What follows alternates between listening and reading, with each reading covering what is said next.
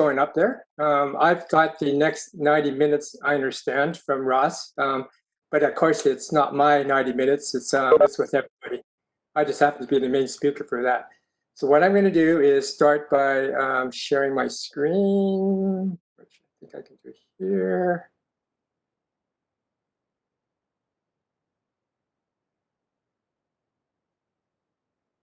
And I can go full. So I think if all is going well, you should see on your full screen, my presentation. Is that right? Correct. Looks good. Thank you. Okay, it's always good to be acknowledged. So what I want to do is kind of present to you as part of our theory to practice is the practice that I've been using with other colleagues, and it's called an anthro-complexity approach. And essentially, as you can see here, we now start to introduce this world of complexity, and of course, comes with it a bit of chaos. So So this is me. This is my profile here. I joined the Change Management Network to explore this anthro-complexity approach, but obviously to learn from you as well. I'd like to thank Ross and Reg for giving me the exclusive airtime today, and for you to joining us today live, and for those who couldn't attend but are maybe watching this recording at a later date. Okay. Well, as change practitioners, we like to try different things. So I am going to introduce a different sort of session format today. It's called a triopticon learning. And obviously it's different because it's virtual. The triopticon method is a learning process where we have been experimenting with. It's an attempt to enable people to engage from where they are as opposed to what they know. Besides a healthy discussion where the airtime is shared, the speaker, in my case me, typically receives a lot of useful feedback to strengthen the presentation content and context. I'm using a modified triopticon version because of remote delivery and the fact that we've got a 90-minute time limiter. So what I'm going to do, I'm going to start with a shared screen presentation. I have the slides numbered in the bottom right corner. So if a slide particularly resonates with you, want to talk about that, just jot that number down and I can always refer to it later. So when I'm speaking here, there are no interruptions while I'm speaking. We have 3 panel members. We have Ross, Reg, and Arlene has volunteered to join us. What they do is that they discuss what they like, which we call a ritual dissent, and what concerns they have about it, ritual dissent. Now, what ritual means is that it breaks with the standard format where the speaker typically responds immediately. Well, I, as a speaker, am forbidden to talk. That forces me to listen, take notes, and reflect on what you people are saying here. So it kind of breaks that bad habit of immediately responding and even interrupting while a person is still talking.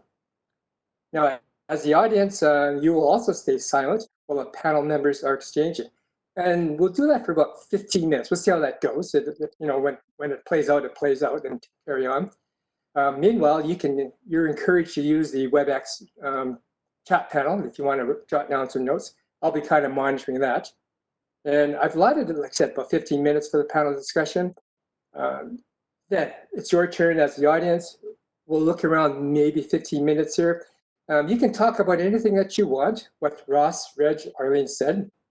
Oh, I've offered actually a couple of questions you want to think about. One is, what is the actual complexity approach done in terms of implications for your personal and professional practice? And also, what additional information would you like that maybe I have not presented at the time? Then at the end, we'll have just a kind of a wide open discussion here. Anything goes, even I get to speak at that time.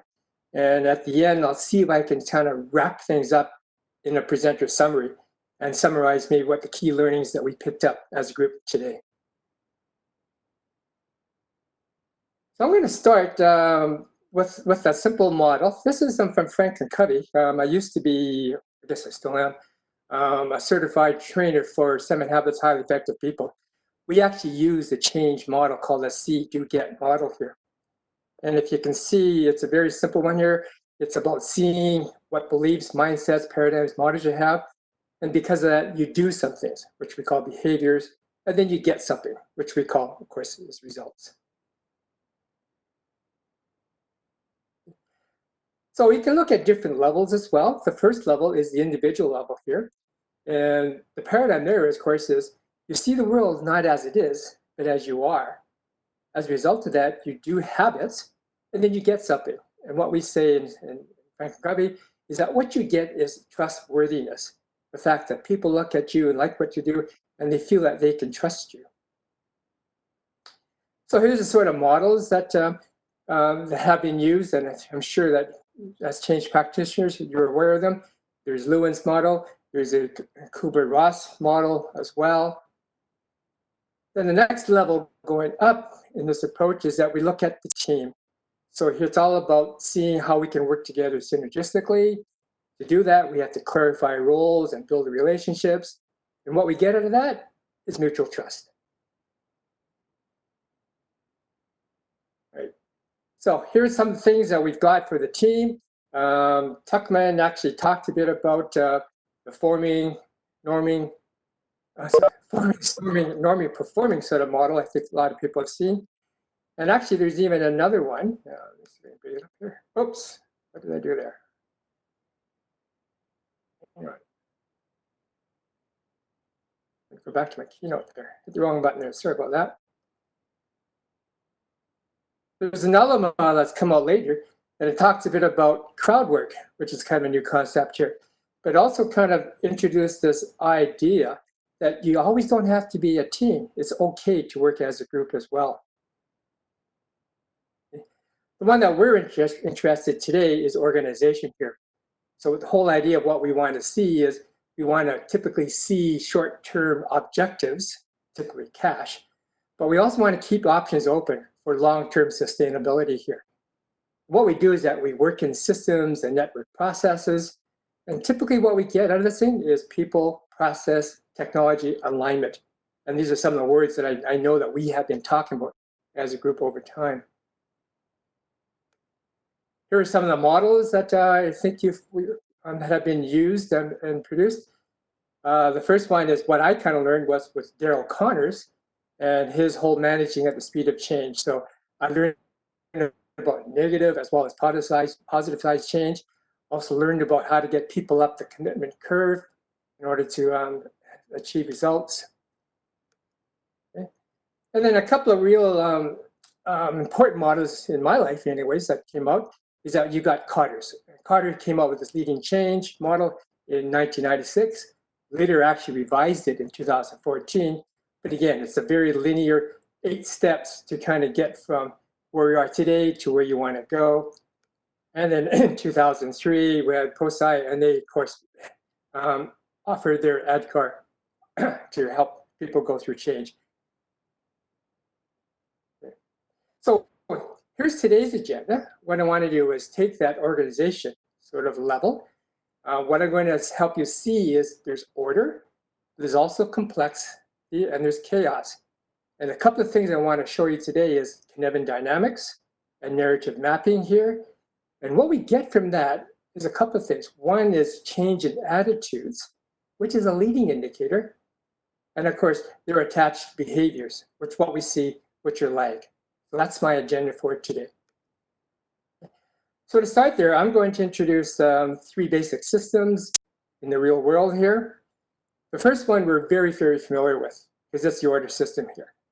And in the order system, the environment is stable, consistent, and repeatable, because we have if-then cause and effect relationships. They exist. So that means that we can actually make predictions with confidence here. It's a solid mechanistic engineering approach. In other words, we can say the whole is equal to the sum of its parts. So centuries, we treated the real world as just one order of system here. But now we understand there are 2 other ones. This is the second one. It's a chaotic system, totally random behavior. No rhyme or reason due to complete absence of causal relationships. We get surprises. Quite often we call black swans, and they arise due to unknowables and unimaginables. So these surprises, like black swans, can be negative, but they can also be positive. We have a word for that. It's serendipity. Chaos is also it's a temporary state. You don't stay in chaos for a very long time. The reason is that if you sit there and do nothing, somebody else will act. And when they act there, it probably takes you and a whole bunch of other people out of chaos here. It's like saying nature abhors a vacuum, so air will rush in to fill it. In a complex system, the environment is uncertain, unpredictable, and we deal with unknowns. Relationships and interactions now are much more important than the parts. In the order system, we can look at the different parts. In the complex system here, the parts are still there, but it's the relationships, interactions. We've also got some other kind of peculiar phenomena that happen in the complex systems that don't happen in the order. One of them is called emergence. A simple example is watching when hot water is being poured into a cup of dry coffee grounds. Something emerges. We can smell it. It's called aroma. In a more stronger sort of example here, it happens in our brain here when we actually have all our neurons firing off there and something emerges. We happen to call it stream of unconsciousness. We still don't have a clue how that quite works at this point in time, but eventually over time, I think there will be some research and maybe it can explain or describe why this phenomenon takes place. In this case here, in a complex system, the whole is greater than the sum of its parts. Now, unpredictability means that we need to understand the present situation to take the next step. So we can still have a vision here, but it's not a targeted vision like we would have in the order system here. It's kind of like a vector direction of where we want to go here, but we're not sure if that's the right where we're going to go here, but it points us kind of like in the right compass direction here. Now, having that, we can make sense of the real world here. I'm going to actually add some other features on it to give you a better understanding. The way we act to make decisions is different depending on the system you're in here. So what I've done here, I've taken the order system on the right and I've split that into two, what we call domains. One is called clear, the other one is called complicated. I'll add one in the middle and we'll call that disorder. So disorder is a state of being confused and not knowing where you are. Essentially, this is the Cynefin Framework. It's a sense-making framework. We make sense of the present so we can act appropriately. So the best thing for me to do is kind of take you through an example of how the Cynefin Framework is useful for us to understand what's happening in the real world here. So this is kind of how we form it. This is the kind of diagram itself. If you notice, there's this little squiggly thing down below here. That thing represents a cliff, a physical cliff that you can fall over. So if you think about taking a piece of paper and folding it over here, you kind of get an edge that you can get close to, and if you get too close to it, you can fall over it here. Some people have related this to like, oh, this is the edge of chaos, and it's represented by this boundary here. So let's do this, and let's kind of like use our current pandemic that we've got to help you understand what's going on here. So in the clear domain, these are things that we all understand and can do. There's a bit of training, yes, maybe, or a bit of information sharing, but after that, anybody can kind of follow these things here. So you can kind of see things like social distancing, protecting yourself here. That's expectation that everybody can do that, whether you're a child or whether you're a senior here. We should all be able to do these things and follow these simple instructions here. Civic lockdown, you notice, is close to the clear and chaotic domain boundary here.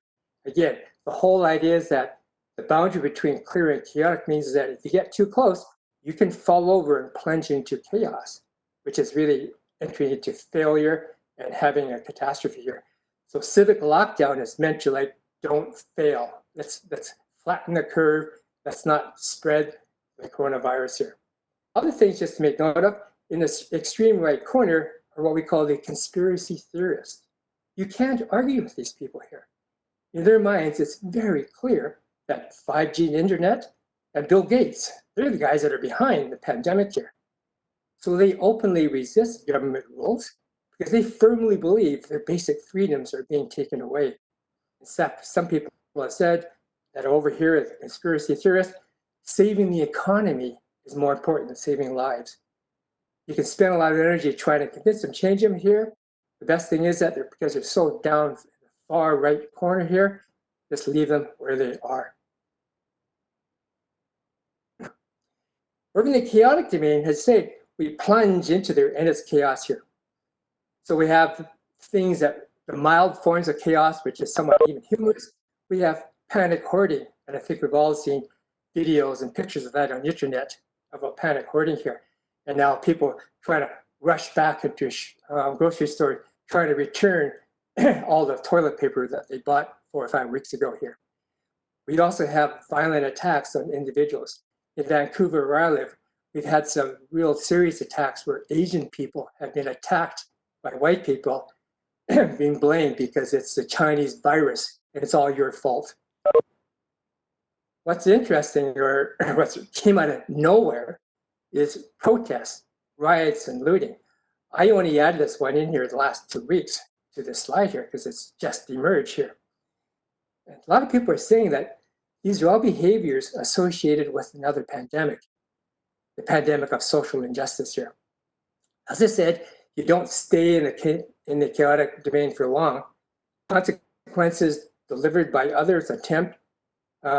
We have to kind of like pay attention to these things here, because if we don't deliver consequences and move people out of chaos here, behaviors that we see here, these unacceptable behaviors, they will become condoned belief patterns.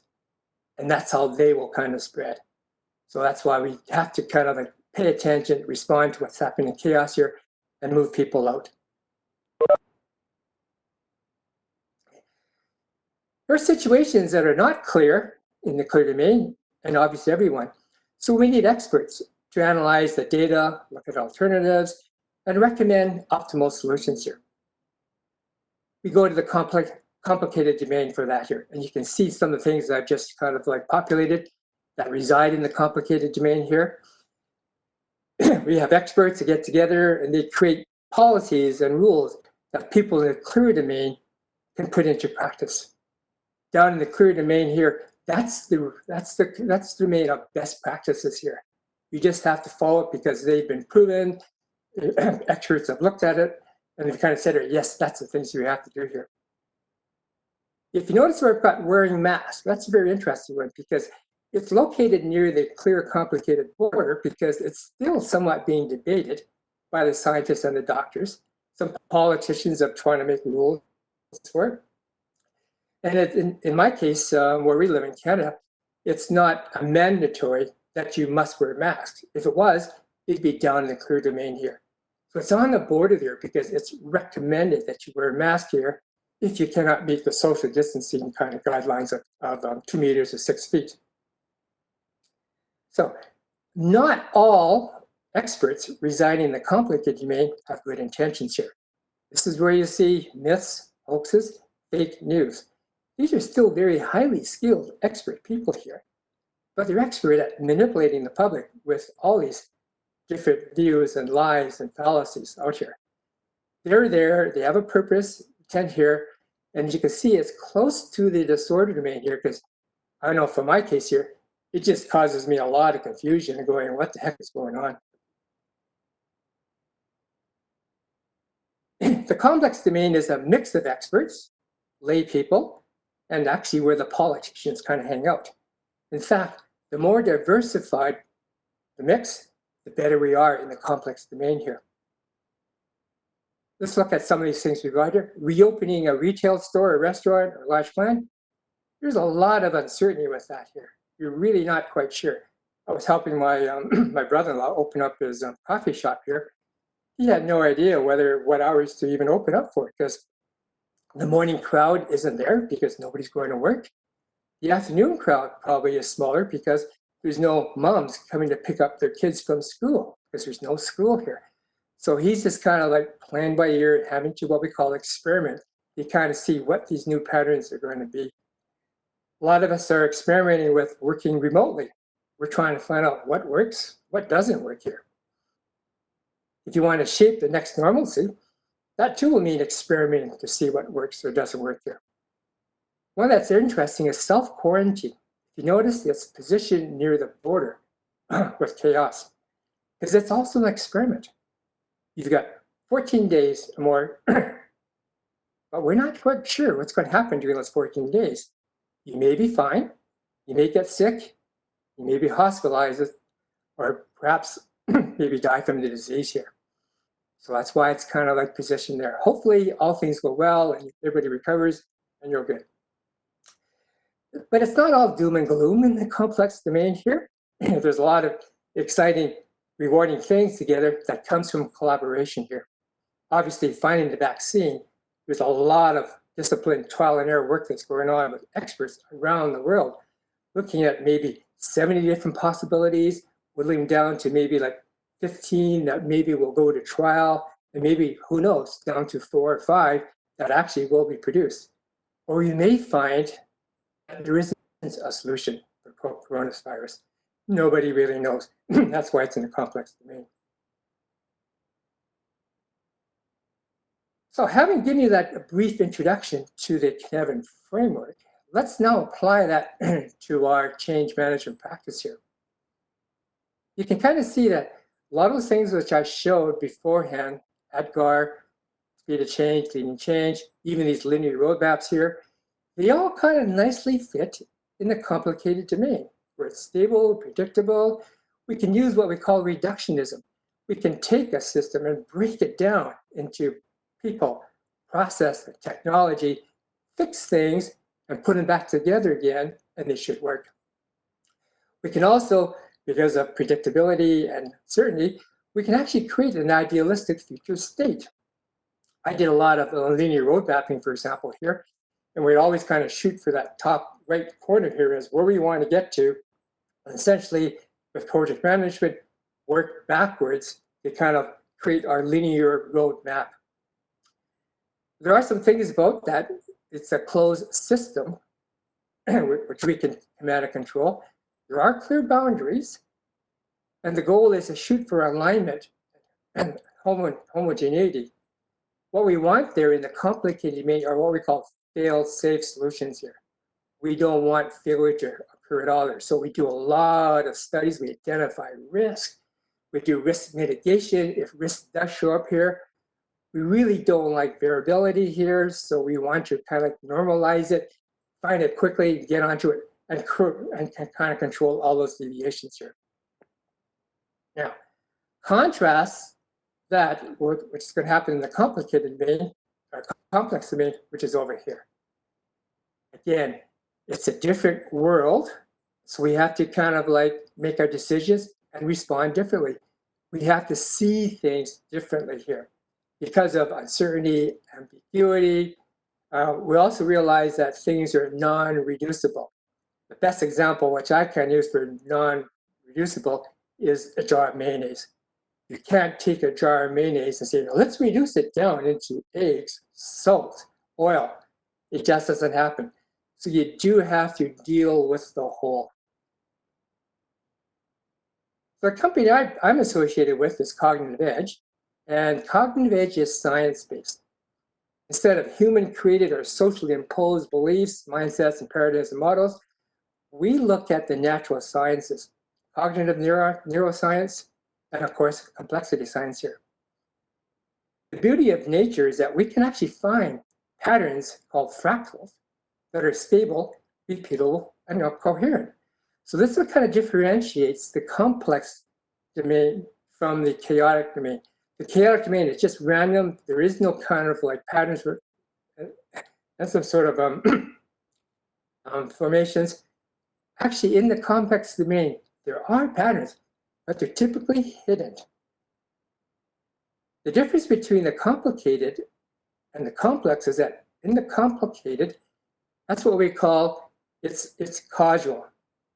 We know that if then, we can say that there could be a good chance, 100% predictability. In the complex domain, all that we can say is that people have a disposition or tendency to behave in a certain direction here. We can't guarantee it. Why? It's because there's so many other different forces at play here that we may or not be aware of here. So we cannot say if then, but we can say, well, there's a tendency towards heading that direction here. We really can't eliminate, reduce, or simplify complexity. We have to kind of navigate that by managing, as you can see by the title, fractal engagements here. Other things about the complex domain here, there is really no central control.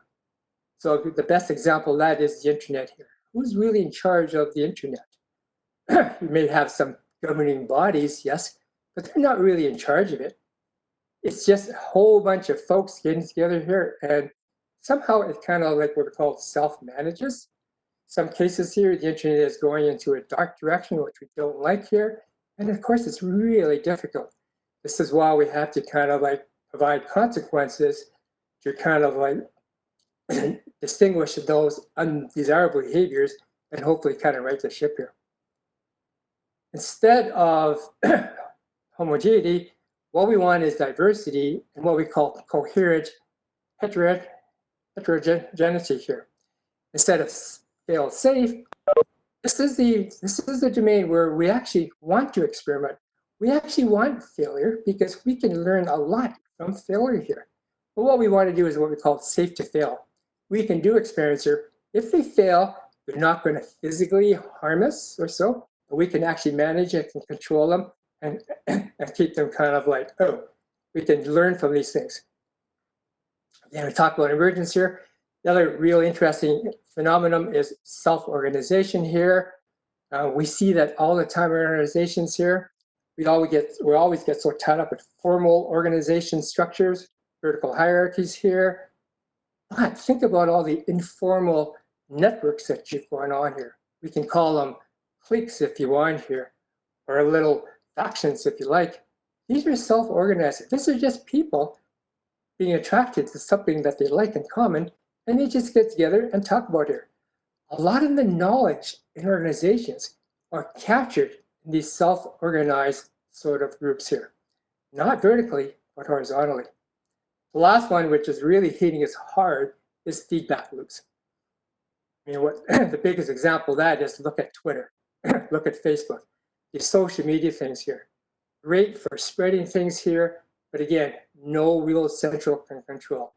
Just look at the fights that the US president is having with Twitter right now. So feedback loops are great, but if you don't have any kind of like control on the content here, you can run into problems, and we're definitely seeing that.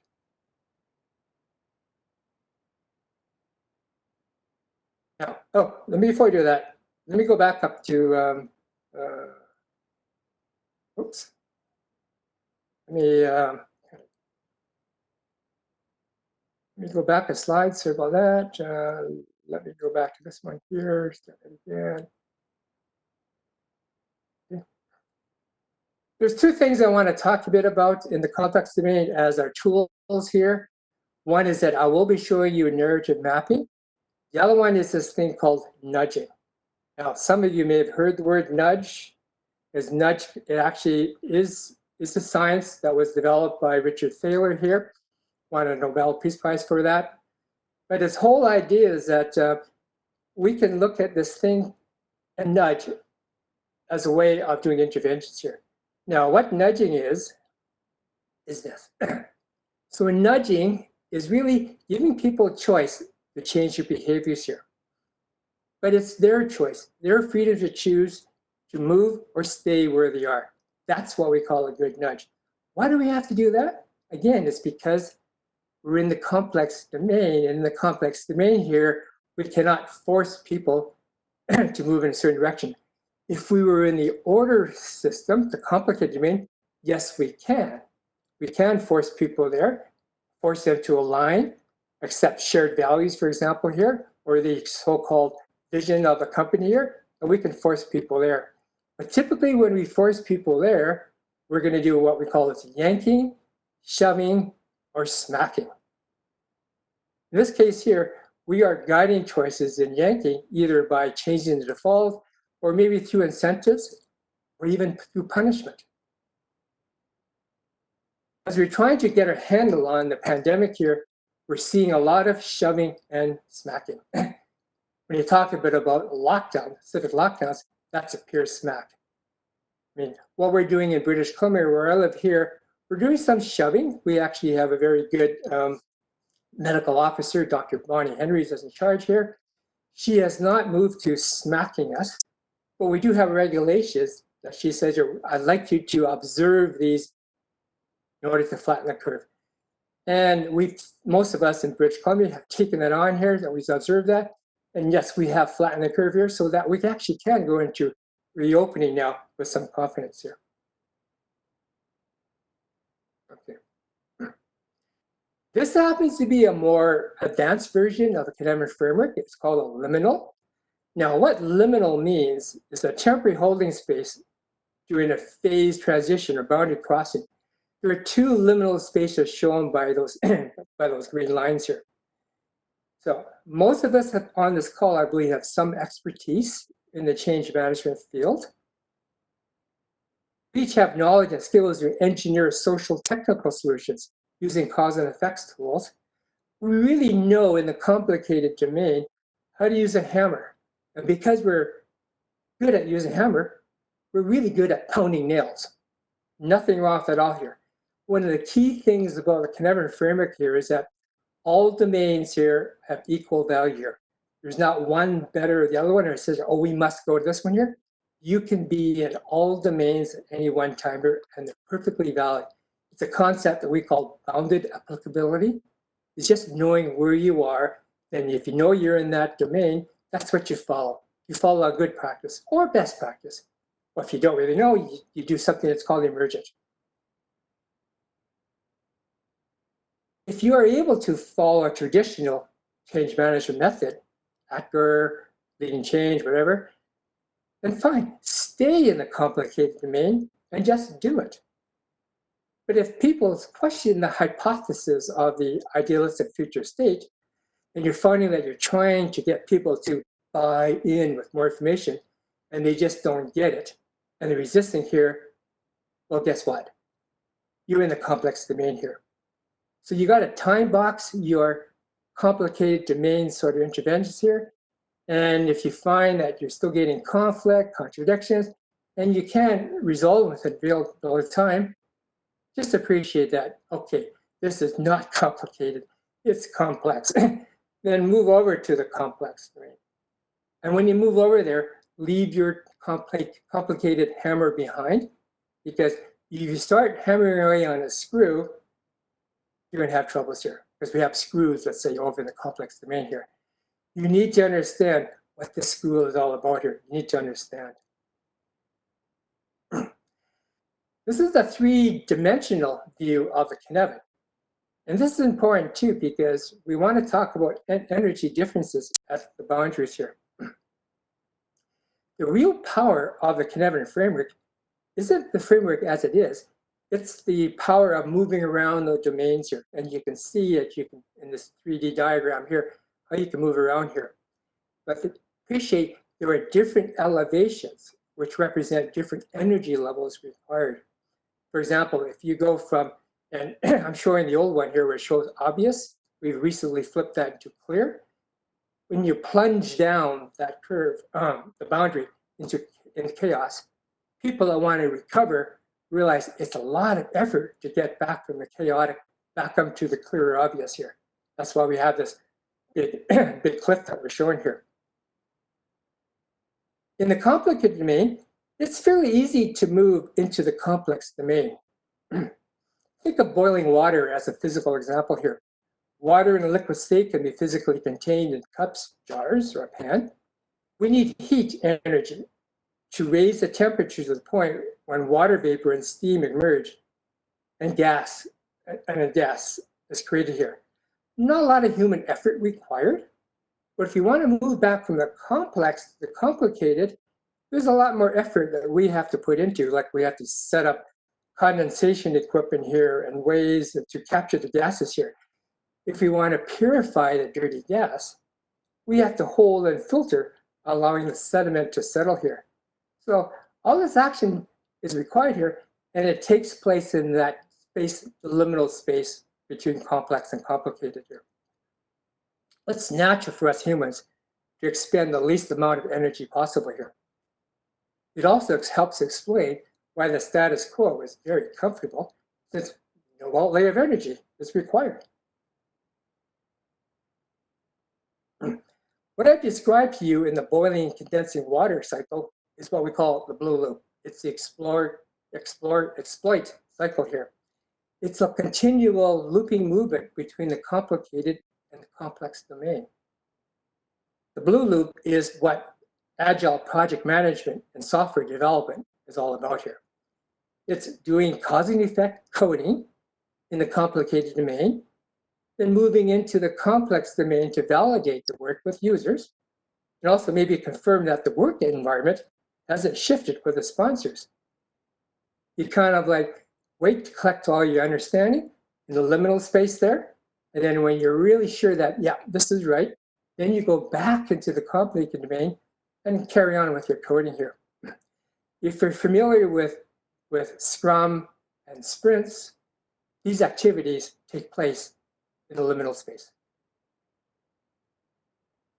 We went a lot of time today, but in one of my many complexity workshops, I go through the various strategies of using the Cynefin Framework and Cynefin dynamics. Over time, we've kind of refined the kind of like many different strategies on the left into some loops here. So let's look at the right side and talk about these loops here. There's actually one arrow, the green arrow. This is the arrow going down from the complicated down to best practice. This is the best practices one. And typically, it's an arrow, not a loop. Because what best practices really is that you don't need a loop. It's best practice by definition here, so you don't need any feedback here. You just kind of do it here. Well, we also facetiously say this is where practices go to die because they actually are not actually revived or changed. So where do we stand? Where are we as change management practitioners? We're probably in the complicated domain, kind of showing where we are there. Why? Because we are change experts. Yeah, maybe some of you think that you're kind of new to the game here, but the fact that you're even on this particular webinar shows that you have some expertise in change management. So I'm going to accept that we're all kind of experts here. So the starting point for a change initiative is asking, where are the people to be impacted today? What Cynefin domain are they residing in? Can we visually see where they are? The answer is yes, and we do that by using narrative mapping. We are storytellers, and we're really good at it. We share stories at work and at home. More importantly, it's how family traditions and rituals are passed down from generation to generation here. The human brain, as we found out from cognitive neuroscience research, was not designed to read and write documents here. Written language is a skill that has evolved and advanced by technologies. Some people thought that it started with the Gutenberg's printing press. Others say it's earlier with the invention of paper, or even earlier than that, with the invention of ink to mark on cave walls. Science actually is in the business of making up stories. Well, we call them hypotheses. We test them, and we keep on trying to make better stories to kind of advance the science itself.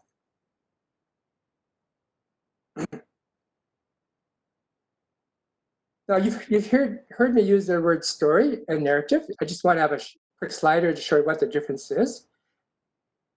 They are different here. A story is really a bunch of events that happen. The narrative is the order in which events are told. If you shuffle the story order, you can actually create a new narrative of the same story here. Typically, you start from the beginning, middle, end. As you can see in some movies that we watch, sometimes they start from the end, middle, and to the beginning. The key thing is that narrative turns the story into information and how the recipient receives what happens here. So this notion of seeking the truth, the only truth, it's not realistic here because a story can be told in so many different ways.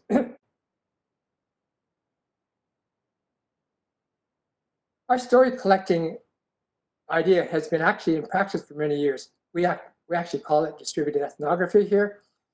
What we do is that we get people to act as personal ethnographers. They share their experiences either by text, or we can also capture them by voice recordings. We can do photos, drawings, sketches here. We actually use a tool by Cognitive Edge that we can capture these, and we call these things collectors here. So storytellers can make entries at their own time. So we're really talking 24/7, and they can use their mobile phones, laptops, or other desktop computers. The other thing too is that not just stories from the front line, but stories from the C-suite as well. VPs, CEOs, they have stories to share about the organization as well. So we've used this methodology around the world in different places, cities like Singapore, companies, nonprofits, the military used it, communities. A lot of stuff that we see that's being developed actually came from DARPA when Dave Stone was there working with John Poindexter, trying to figure out how the troops in Afghanistan in 2003, 2004, how well they were doing here. Currently, we're using it now to collect narrative data from hospitals dealing with COVID-19.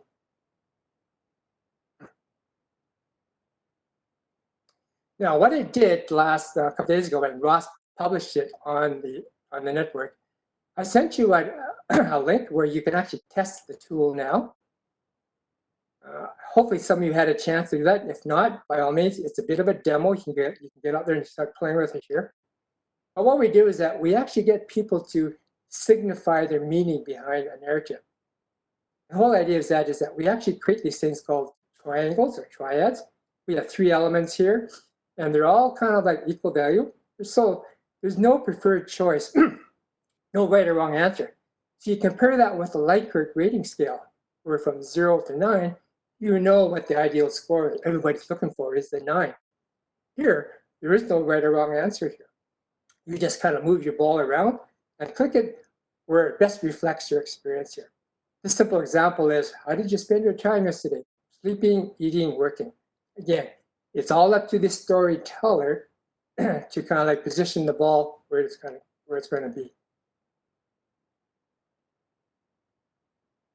This is the demo that we sent about stories that matter on it, and this is what it kind of looks like. And you can see you just move those hexagons around to kind of like signify what you think. Now, what signified also means is that you as a storyteller is the only person can really interpret your experience here.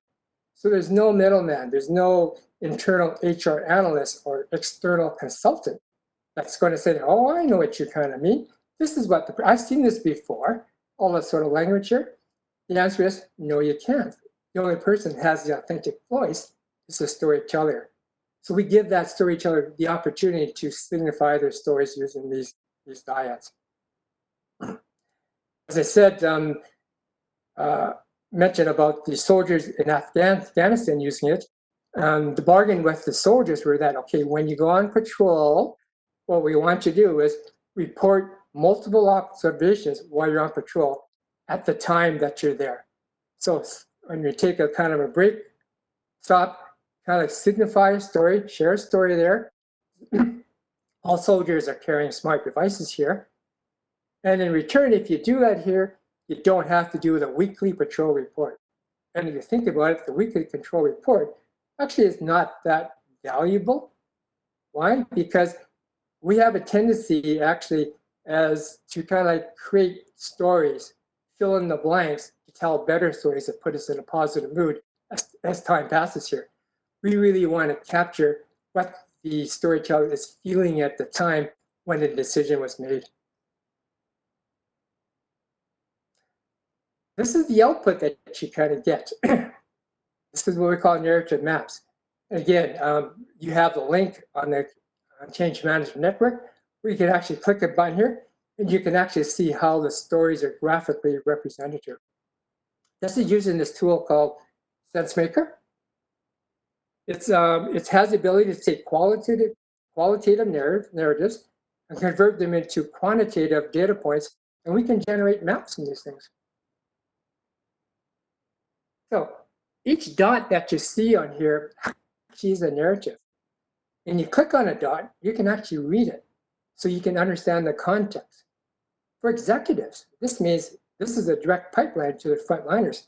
This is what John Poindexter wanted here, because he was getting reports from the generals and the organization saying, oh, the soldiers are doing fine in Afghanistan. But he kind of knew that, no, I need more data than that. What's really happening at the front lines? And through this sort of process, you can actually read the stories that the soldiers had actually written here to get a feeling what was happening right on the ground, right at the front lines. Conversely, this means for those soldiers or frontliners, if I enter a narrative that's unfiltered, that means I do get an authentic voice. I can also raise alerts of pending failures that nobody else can see except for me. This is the beauty, again, of neuroscience, is that we have this ability to actually recognize patterns, which computers can't do here. This is that kind of like, I got a bad feeling about this sort of stuff here, which we got. We actually have ways now that people can share those I got a bad feeling or the spidey sense stories, that we can actually act upon them. What you got in the demo is that you kind of get the you get the bar charts and you get the triads. You don't get what we have on the right side, which is actually a contour map. This is an narrative map here. I just put this here, but actually isn't developed in the demo here. But I'm using it, for example, in another sort of sense-based survey called Safety Pulse. This is actually from Safety Pulse. And you can see what I can do is that I can create a contour map, and I can kind of show, and this one here, there's probably, you can see there's these contours, you can see where the clusters are of more stories around a certain point, fewer stories. You can also see the outliers here. So how is this useful for us? This is what it means, is that we can actually say there, wow, look at all the stories here at this spot called X here. Well, what X means, and you read the story, is that we're not getting the job done. And we're having to bend the rules here. So if you're a manager going like, what the heck is going on here? You can get a sense of like, oh my God, here are the constraints that the workers are hitting upon. That's why they can't get the work done here. Better than that, we can ask executive or decision makers, how do you get to move where you want stories, which is where the green check mark is. Or the green check mark, does that mean you're getting the job done and you're doing them within the rules here? Maybe that's where you want to go here. So the question we can ask is, how do you get fewer stories at X and more stories at over there by the green check mark? The nice thing about this is that once we can do that, we can actually start putting in interventions here to kind of move towards that here. Because stories are collected on a 24/7 basis here, these maps, contour maps, are constantly changing here. So these maps are automatically updated in real time. So in terms of a dashboard here, this is what you kind of need in today's world of complexity, is that you need a real-time dashboard. And why not get that information from the actual people that are working on the front lines doing the work? How can we use this? Well, a couple of sessions ago, we talked a bit about change readiness here. Well, this is me kind of back in 2006. I was involved with change management at the time here. I wrote a manual for electric utilities and how to make a business case for change. I really didn't know anything about complexity at the time. So I wrote about traditional change management that I'd learned when I was at Ernst & Young Consulting and later Capgemini. I used a Likert rating form to assess readiness for change. I'm sure that some of these sort of things are still being used now. This is 2006. What I would do differently now is this. So this is an assessment here. I don't give them an ideal score. You have to call to think about here. I'll give them some what we call prompt questions. Share an experience made you feel great or gave you confidence. Maybe a story about a time that concerned you. Or one that I kind of like is, Your friend's child is considering an offer to join your organization. A child would like to talk to you to find out what it's like working here. What narratives would you share about changes that you have experienced? So you can see it's wide open. You can share anything that you want here. And it's up to you on your experiences how you feel about that. So besides the three triads that I'm showing here, we actually can do dyads as well, which is basically horizontal scale sliders here. But you can see they're not Likert scales. They actually have two things at the end are either positive or two things at the end are both negative here. And you just move the ball along the slide here, again, to signify the meaning behind your story here. So how could this be useful? This is what happens when we actually do this here. So as we go into a change management initiative here, we'll just start collecting stories here, quickly here. We can also do profiles by department here. Here's an example here where we actually had 12 departments here. And what we did is that we created contour maps, which talked about what their level of autonomy was and the innovation potential here. And as you can see here in fractal engagement here, none of these contour maps look the same. So when you ask the question, when you show this to decision makers, if you want to do a pilot and you wanted to start somewhere, where would you want to start? As opposed to like the whole company, start here, and then let's get some short wins, successes, test things out here. Then we can actually expand further. Where would you go? This is an exercise I do in one of my workshops here. It's actually quite a fun exercise. Fortunately, we don't have the time to do it with you today here. But just a couple of comments here. If you look at where I would start with number 9, one in the bottom left. Why is that? Because I can see that there's some issues with the bottom right, issues with the bottom left, but I also have knowing that there are some people in the top left. That's where we want to go in terms of a vector direction, as we call it here. And the beauty of here is that we have this point in the middle here, not that big. We call that an adjacent possible. What we want to do is kind of move people towards that top right, but we do it in a small step here, make it easy for people, and we move into the middle here. Okay. Now, where we've used this is in different ways. When you talk about things like radical change, particularly in the city of Minneapolis right now, where they've started this defund the police movement here. I'm not going to talk about whether that's right or wrong or those sort of things here. I want to talk about, again, as change managers, what would be a good process to kind of use with them?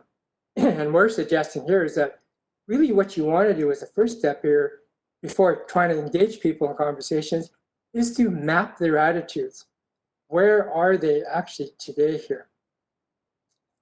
Here's an example here where we actually using distributed ethnography, we generated a map from about 15,000 citizens in Colombia about the future state of their country. These people didn't know each other. There were no right or wrong answers. It's like Likert scales were being used. You kind of see there's a split here. And the question is, can we actually even get this country together here to talk about things here? Again, make a short story short. The ideal here is that we really want to work what's in the middle here and kind of like head towards that adjacent possible.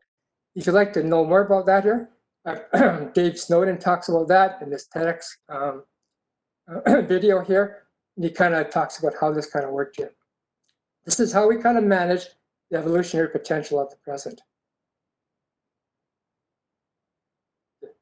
So this is kind of like the differences between fractal engagement and change management, depending where you are. Both are equally fine. It's just a matter of knowing where you are in the present here. Okay, I'll leave this slide up here, but this basically is my presentation. What I want to do now is me stop talking and allow the panel to have some discussion here. So let me do this here. So I'm going to ask, oops, pardon me, too fast there. Let me go back to this one here. I'm going to leave it off here because what I want now is Ross, Reg, and Arlene. And you guys, you don't have to use the full 15 minutes. But what do you like about it? What concerns that you have? And we'll manage the time there. It's almost 8 o'clock here. So again, just trying to watch the clock here. So the floor is yours, guys. Thank you, Gary. I really like your overview. Could have easily probably split it into 3 separate presentations. You get so much great content. One thing I would like, if you can do it, is to be able to share your slides with us because they were so content rich. I would like to spend a little more time digging into some of the specifics that are in your slides.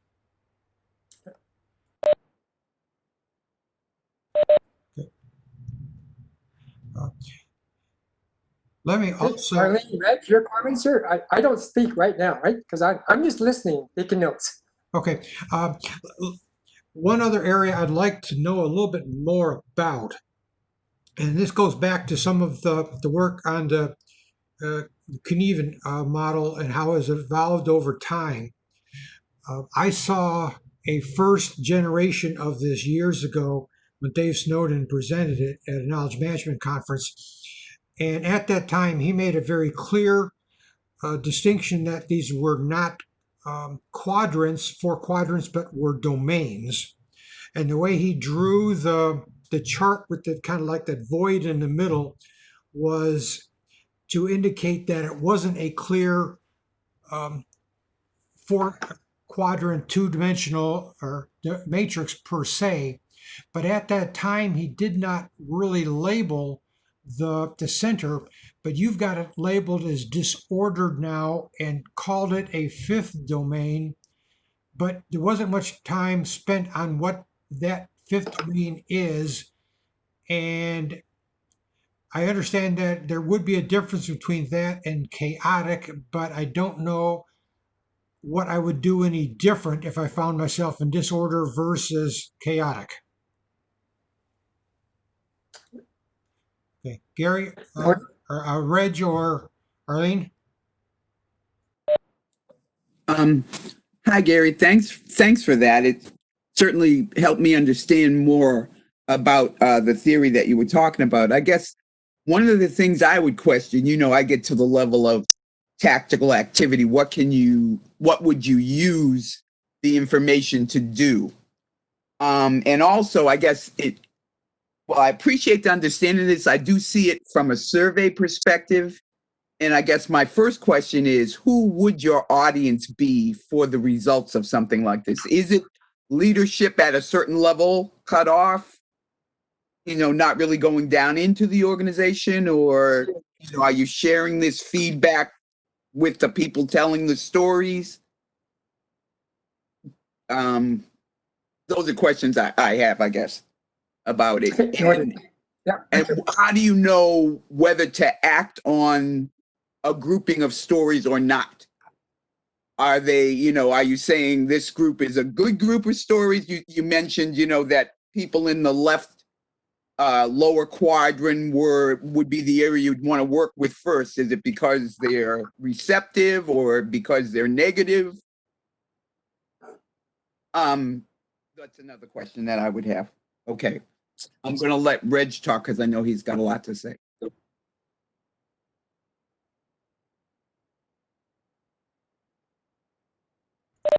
Need your microphone. Reg. Oh, where's Reg? Did we lose Reg? Reg, you're muted. Can you hear me? Oh, there you go. Okay, we got you now. For some reason, my system decided it would mute itself. I want to thank Gary because in some ways it answers some of the questions that I've been wrestling with for quite some time, which is why I like the model and the relationships between complicated, clear, chaotic, and complex. And the background is I've been struggling for a long time, and I think I've articulated that on several forums that I comment on, between the traditional approaches, which you very clearly show in the complicated world, versus the world that we're increasingly in, which I think is, particularly in organizations, is getting more and more complex,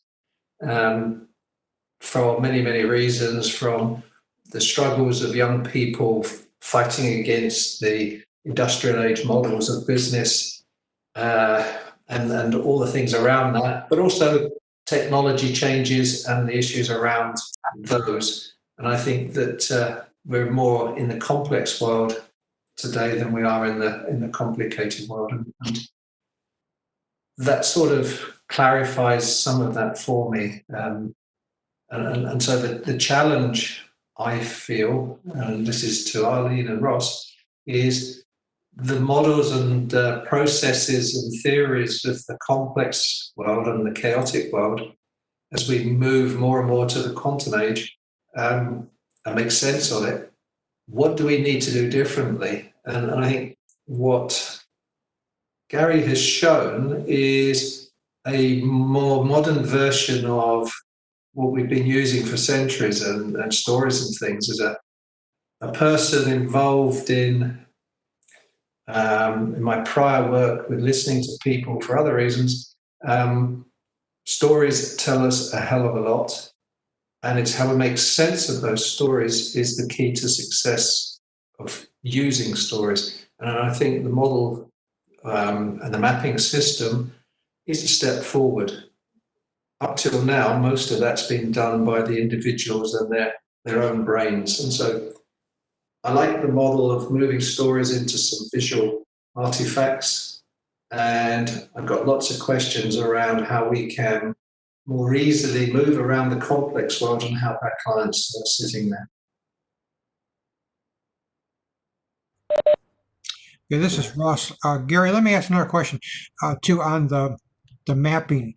I really like the mapping. It's probably one of the first things that I've seen that really makes sense of using storytelling and how to use that. But when I did the SenseMaker demonstration on the pandemic, a couple things came to mind on that, in that it's really the mapping is done after the storytelling that drives your 1, 2, or 3 dimensional maps. And that raised a couple questions as to how do you pick what dimensions to use, and how do you choose to combine them? So, for example, do you use them as a single dimension, or do you combine them into a square, or do you combine them 3 ways into a triangle?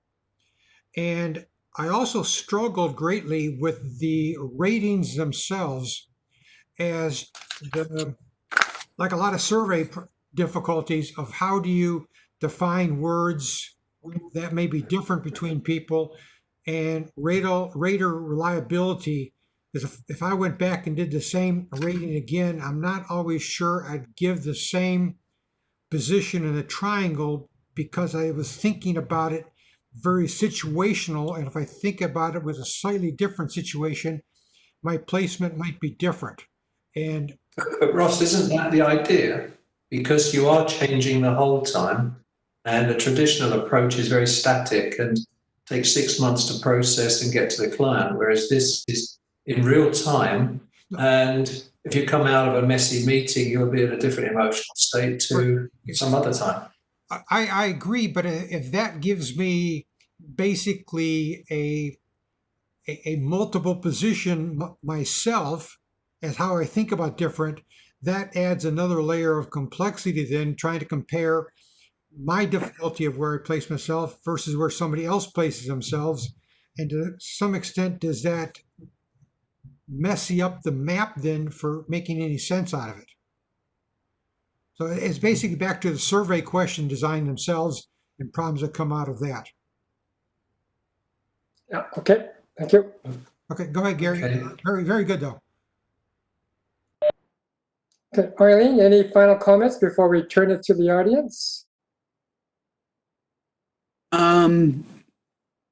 Well, the only thing that I wanted to make sure I understand is I guess, the use of these stories, are you really identifying things like what is your intention in a given situation or circumstance, then which might have generated a motivation to take certain actions, kind of thing? Are you trying to help people understand why something happened, or are you identifying and looking at a motivation, or the feedback from a decision that somebody is trying to live with now? So leadership has said, you're going to do this, or this is what's happening. And you're asking now for people to tell their stories in terms of the reaction they have to that. And that feedback is then going to be used in some way for that leadership to now take some form of action. Okay, that's the last question I have. If that's a question. Can I comment on that, Arlene? Because this is where I see the strength of it. I mean, I was taught by my mentor, big ears, a pen in your hand that you never use, and just sit there and listen to people. And the things they talk about give you a direction. And it's later in the old system that you ask questions about that situation and clarify it in more detail. And so for me, it's more about the direction that you need to move in organizational questioning and making sense of things. Maybe I'm wrong, but that's how I see it. Okay, just watching the clock here. So thank you for that panel. Appreciate that. I've made some comments. Like I said, I won't speak yet, but I do want to open up to the audience. And this is where the panel and myself, we remain silent and we turn the floor over to anybody that wants to speak that's out there and what's on your mind, or else these two topics which I've shown. So have a go at it. I'd like to comment or question or whatever. I found this very interesting. This is looking at it from a different direction, but I really hate Likert scales, and I thought this was a really nice change. But then I just came out of my PhD, so I have questions on if you sent out like the app within an organization and to collect people's voices, do you have any way that you're noting like I would be one of those people that might like 16 times a day be like, oh, this is something, and someone else may like twice during the whole period of whatever time you may have a story, so that can sway maybe your data a little bit. So I don't know if that's taken into account. And also, like, how do you know when you have enough data? Like, do you give it a certain amount of time? Is there a certain, a certain number of data points? And does that affect, when this is actually usable within an organization? So I think those were my two big questions. Is that concern about, the bias on the people who are like me, who like to share all the time, versus some of the people I work with. I work with a lot of engineers who are very quiet and don't speak up. So that was my. Thanks, Susan. Anybody else? This is Hazel here. I would just first of all like to say, Gary, that it was absolutely compelling. I have a healthcare professional colleague in Ireland who has been evangelizing about, excuse me, but I say Cynefin, for a long, long time, and it's gone over everybody's head, including my own, specifically to the challenges of healthcare technology and the complexity of healthcare as it stands. And your presentation has just absolutely cemented so many of the gaps for me. And on another note, yesterday, I had an in-depth conversation about a new innovative approach for cardiovascular disease, speaking with clinicians, where one actually gave me one of the most fantastic stories I have ever heard and factors in all the points that you have made that began with data, and his story is actually accelerating the adoption of this new framework. So as I say, it's just been really, really wonderful for me. I'm so excited to have heard it. I would absolutely love a more in-depth, or I'd love to hear it again and maybe delve deeper further. I don't know at this moment what additional information would help, but I just know I want more of it. Thank you. Thank you. Hi, this is Ajay. I would like to again echo what a few others have said. This has been an amazingly clear presentation. I was already really attracted by the Cynefin framework when I looked at it, and I think the way it's been presented was outstanding. For me, the questions relate, or the things that I would like to learn more about, is that the Cynefin model is actually conceptually quite a sophisticated model. It's not a simple model. So it's really about, when you're practically applying it, how much of this is shared and known for the participants versus the organizational players, as opposed to how much of it is just they're responding with the narratives and the stories that they have. So that was one question. The second one was a major, my understanding of a lot of Snowden's work is sort of removing the expert's opinion of making sense of a person's narrative or story. So if that is the case, even in framing the problem or framing the questions, is there an element of influence or bias that is being pushed? And is that, it's sort of a meta question, but that was the other thing that I was quite curious about. Thanks, AJ. I'm not all sure who else is on this call here. I don't have that to see everybody. But anybody else? Hi, I'm Larry. So my question is around the use of Cynefin in the innovation process. So I think you shared the example of when it was starting out and trying to figure out like which divisions would be the best to start with.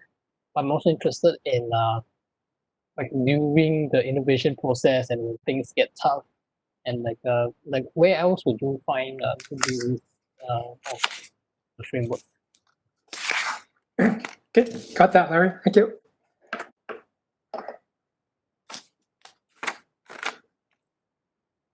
Okay. Anybody else? If not, I will then move on to the next phase, which is really just open discussion. So let me start by responding to some things. I'll leave this slide up here because this is one of the key slides here. So first of all, Ross, your question about it's not quadrants, you're quite right. It's not a 2x2 matrix, which we consultants do love. It is the fifth, there is 5 domains. One in disorder, agree.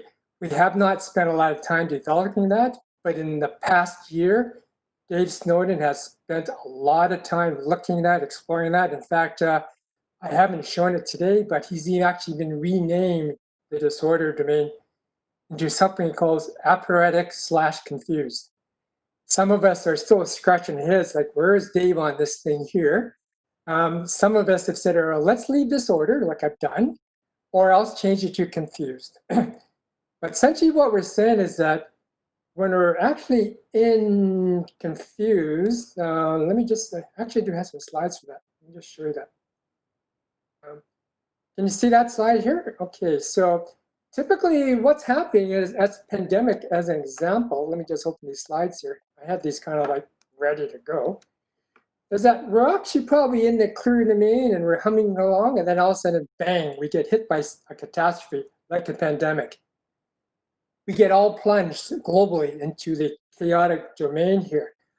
What happens, as I said, is that the chaotic domain is a temporary thing.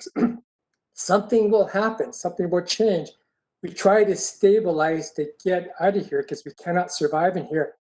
What happens is that most of us struggle to go into that disorder domain of confusion. This is where I think a lot of us with a pandemic, 2 pandemics, right? We got the social justice one, we've got the other one with, of course, the coronavirus, and I feel sorry for the people in down in the States are going to get these extreme weather hurricanes that are going to hit them soon as well. Well, that's all in that disorder, confusion, because you're trying to figure out, where am I? You have stabilized, maybe let some people go or whatever here. You have stabilized here, where you're trying to figure out, do I go with the complicated, or do I go back to the old normal, clear? Or do I have to find this new normal called complex? And this is the struggle I think leadership is having here, because a lot of followers are just looking up going, well, what are you guys going to do about it? And these poor guys don't have the answers. You don't even have the questions. So this is why I think the whole idea of going into the complex domain, everybody together here, makes a lot of sense here. But what we do there is that we do this, right? We do these safe to fail experiments, small things here. So answer your question, Larry, here. What the leadership team can do is say, okay, let's form a bunch of small little teams, learning teams. You guys go out there, probe around, find out what could work well for our organization here. Your big picture vision goal is moving to the next normal. I'm just using that, okay? What do you think makes sense? I mean, the leadership has no idea because they don't know how the organization works. But all these people down below said, oh, I think we could do this. I think we can do that here. You actually get these people out there, you can have 14, 15 of these small little teams here working away, trying to find these little things to see what works or doesn't work here. A lot of us are actually doing that now here, is they're trying to figure out how are we going to work remotely here. People are trying different things, where to go here. The other question Arlene had is at what level? Arlene, the Cynefin Framework actually can be applied at any level. In some cases, that's right at the C-suite. So Dave Snowden, for example, is working with the UN right now at that kind of level there. He's worked with different countries here.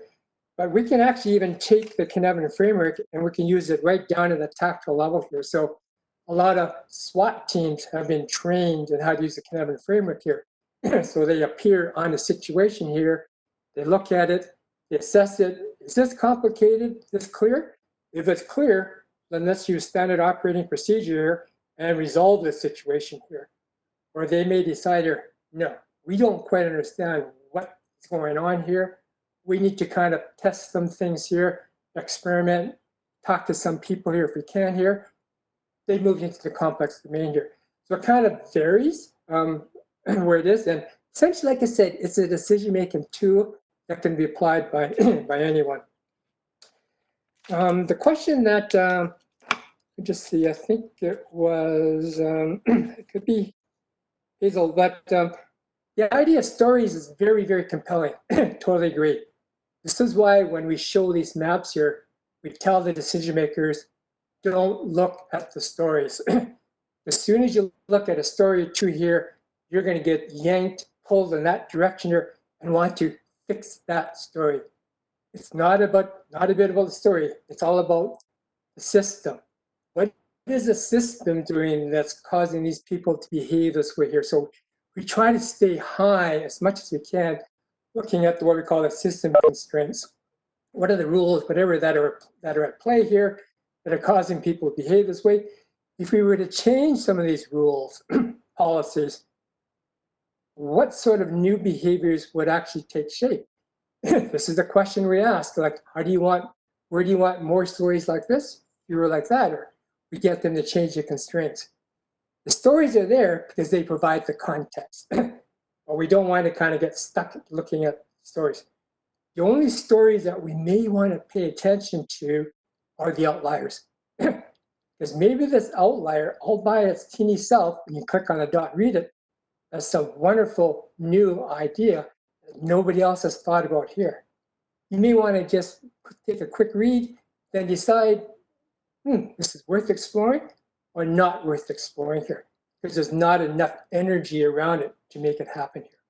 So you're kind of going, again, where the energy is, and this is where these contour maps that are produced, they show you where the clusters are. That's where maybe the bulk of your people are.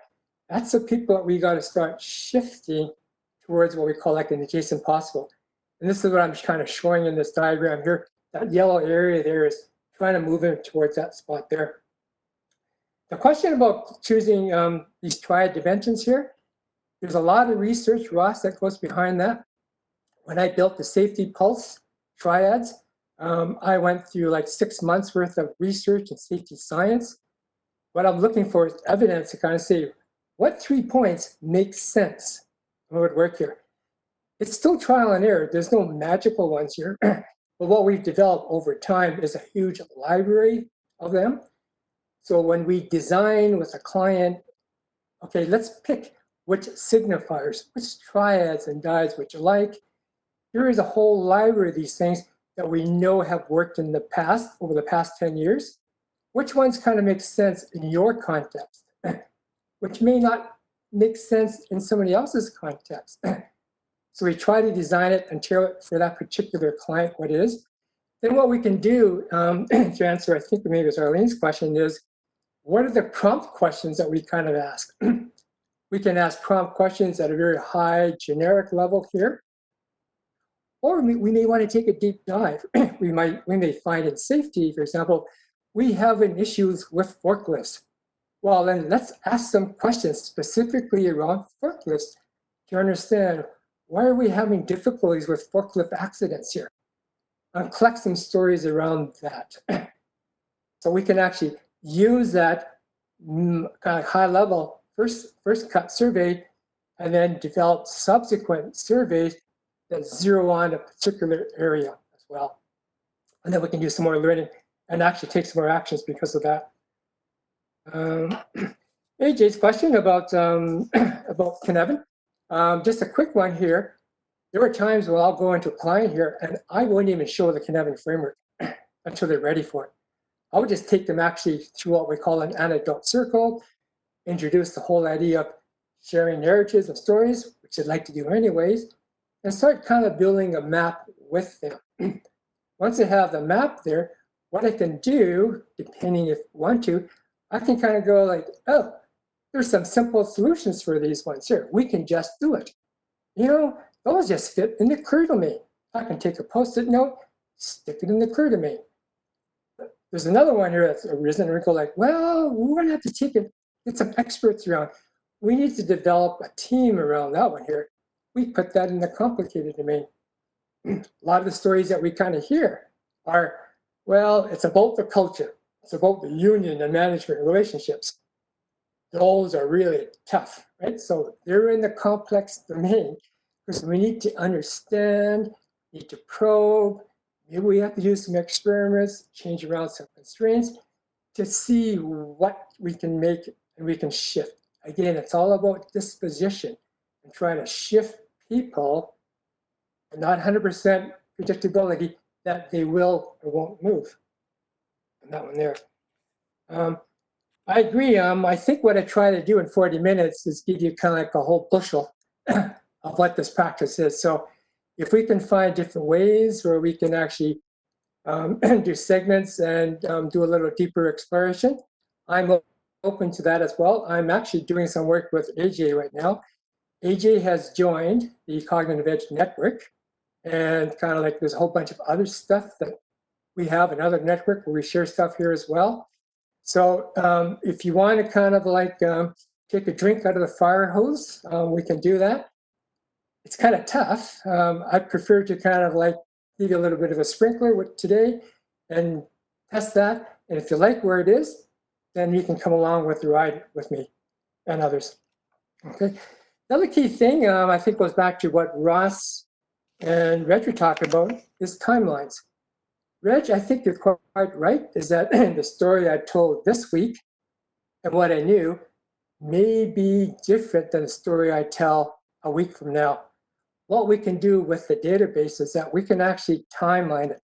We can say, what were all the stories at week 1? What were all the stories at week 4? And that allows us to kind of go, wow, look how the contour maps have shifted. This is how we kind of not measure, but monitor that we're making progress. We can just kind of see how the contour maps and the clusters are shifting towards where we go. Because again, there's no guarantee that we're getting to the top right corner, so we have to carefully see how the narratives, stories, how the maps are shifting to show that it's going that way there. I think I addressed Susan's question about trying to look at the system level, not the story level here. I think I've covered everything. If not, let me know, because we're down to the last kind of 3 minutes here. So let me just ask anybody else if they got a comment before I kind of finalize. Anybody?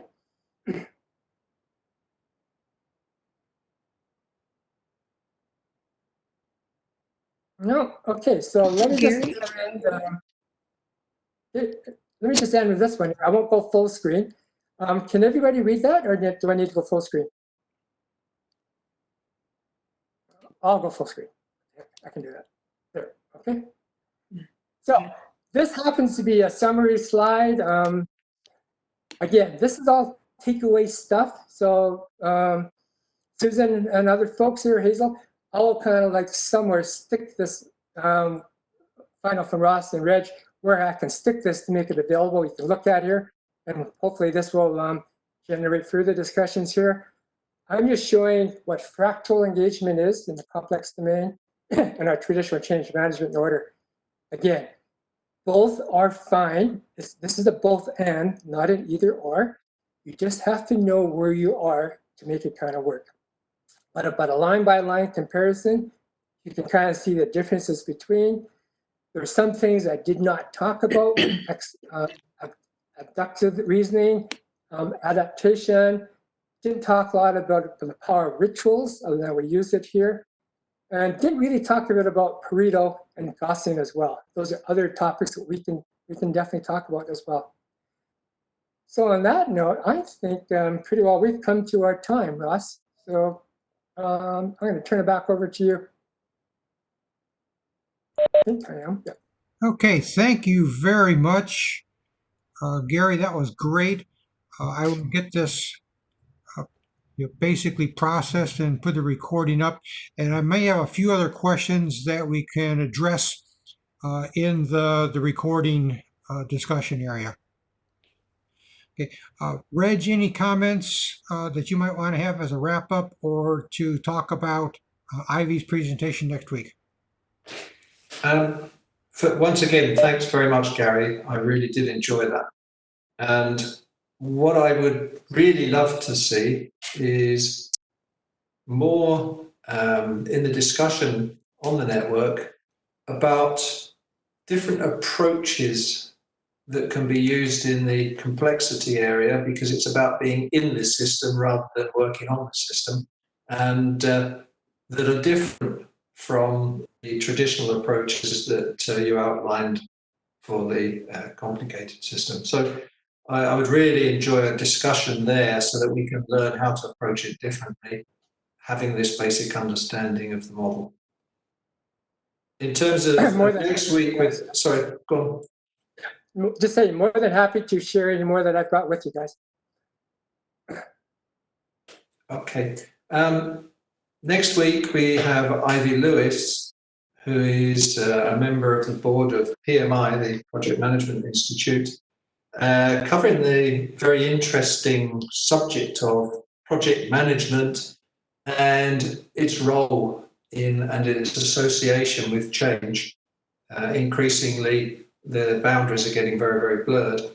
And she will be doing this in, again, a different way. And tomorrow I'll have a discussion with her after she's watched this video, where she'll be showing a short film about the subject as well as a discussion around it. So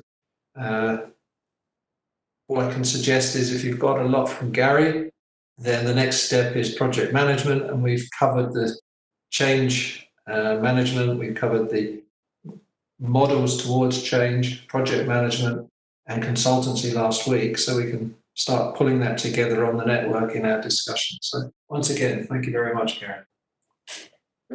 Thank you all. I'd like to thank everyone for joining us, and we can easily continue the conversations online to go even further. Have a good week. Bye-bye. Thanks all.